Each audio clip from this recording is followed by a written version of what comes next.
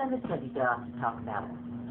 I am still able to get into a car and drive down to my local grocery store, pick up a bread, milk, whatever. But I see this big white bus that comes every Tuesday to the public down by my house. And it's filled with elderly people. And that's, I guess, their shopping day, Wednesday. Oh, thank you, government. Thank you, government, for being a big, white, hot, old school bus, stuffing it full of a bunch of old 70 and 80 and 90-year-old people that can hardly make it, that probably have $20 to spend in the whole store. Half of them are going to eat, and I'm not kidding you, I've seen it in their basket, dog and cat food. Because sometimes it's more healthier, it's more nutritious, and it's everything else. So I try to stay away from the store on those days because I think it's disgraceful. There are a couple of nationalities that really, really take care of their elderly. One is the Hispanics. They will live with generations upon generations. We make fun of it. We say, oh, there's 3 or 4 families living in that house. But you know what? They're taking care of their family. The Chinese people and the Japanese people in the same way. They have generations, grandfathers, fathers, mothers, uncles, aunts, everybody living in a small home. But they're together. They're a family. God forbid you have a white person have an elderly person live with them, or someone that can't donate something to the family, or, other things that happen. But the elderly are very mistreated in this country, very mistreated. It's much more glamorous to go after somebody over in Iraq or Iran than to take a poor little old woman up to the store to get her a couple cans of soup to eat. Don't you think? Don't you think to make more newsworthy? Can you see this newspaper right now? President takes elderly woman to Publix, buys her 2 cans of tomato soup.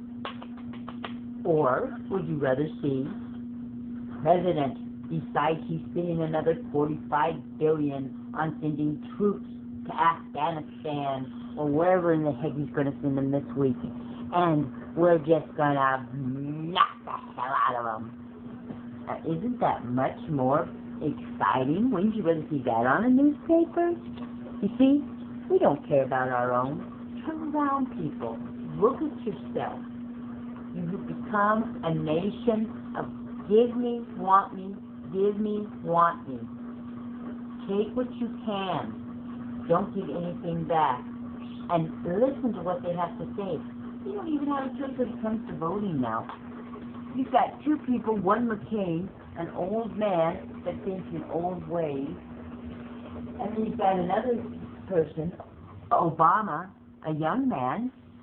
I'm sure he's very qualified as far as educational-wise, but every day he changes his mind on something. And if you go back and check, if you're an intelligent young person and go back and check before you vote, you'll see that some of his speeches are almost identical, but changed around to some of the speeches that President Kennedy made back in the 60s.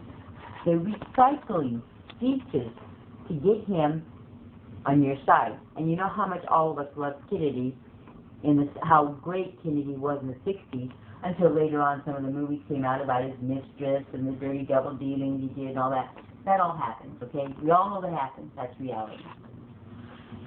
But let's, for just 1 minute, think about the old people. Next time you see an old person, instead of walking right past them like they were a ghost, because they are really the ghosts that walk the world. I think old people are ghosts that just walk the world. Stop. If they drop something, pick it up. If you happen to pass them, say, excuse me. Just one little act of kindness. You won't know how that will make them feel. That's all I got to say about that.